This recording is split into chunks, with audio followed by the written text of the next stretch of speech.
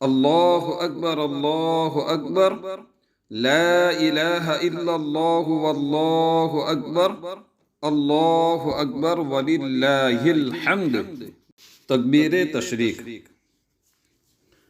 9 ذی الحج کی فجر کی نماز سے 13 ذی الحج کی عصر کی نماز تک ہر فرض نماز کے بعد ایک مرتبہ اللہ اکبر اللہ اکبر، لا الہ الا اللہ واللہ اکبر، اللہ اکبر وللہ الحمد بلند آواز سے کہنا واجب ہے۔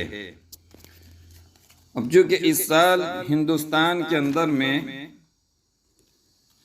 17 تاریخ پیر کے دن عید ہے، تو تکبیر کہی جائے گی 16 تاریخ کی فجر سے 20 تاریخ کی عصر تک تکبیر کہی جائے گی۔ تکبیر کب کہنی ہے؟ تو ہر فرض نماز کے بعد فوراً تکبیر کہنی ہے۔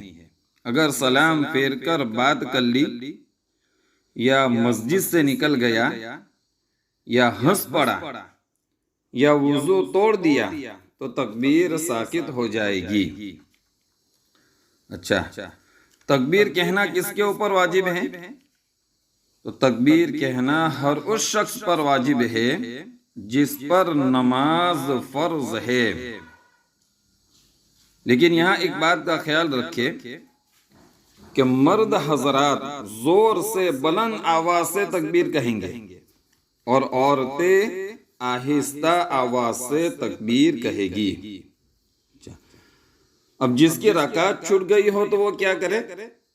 تو جس کی ایک رکعت یا زیادہ رکعت چھوٹ گئی ہو تو وہ جو رکعت چھوٹی ہے، چاہے ایک رکعت چھوٹی ہو، 2 رکعت چھوٹی ہو، 3 رکعت چھوٹی ہو، تو چھوٹی ہوئی رکعت کو پوری کرنے کے بعد تکبیر کہیں گے۔ اسی طریقے سے اگر امام تکبیر کہنا بھول گیا تو مقتدی کو چاہیے کہ وہ تکبیر نہ چھوڑے، بلکہ مقتدی کو زور سے تکبیر پڑھنا چاہیے تاکہ امام جو بھول گیا ہے یا دوسرے مصلی جو تکبیر بھول گئے ہیں ان کو بھی یاد آ جائے اور وہ بھی تکبیر پڑھنا شروع کر دے۔ تو تکبیر کون سی ہے؟ اللہ اکبر اللہ اکبر، لا الہ الا اللہ واللہ اکبر، اللہ اکبر وللہ الحمد۔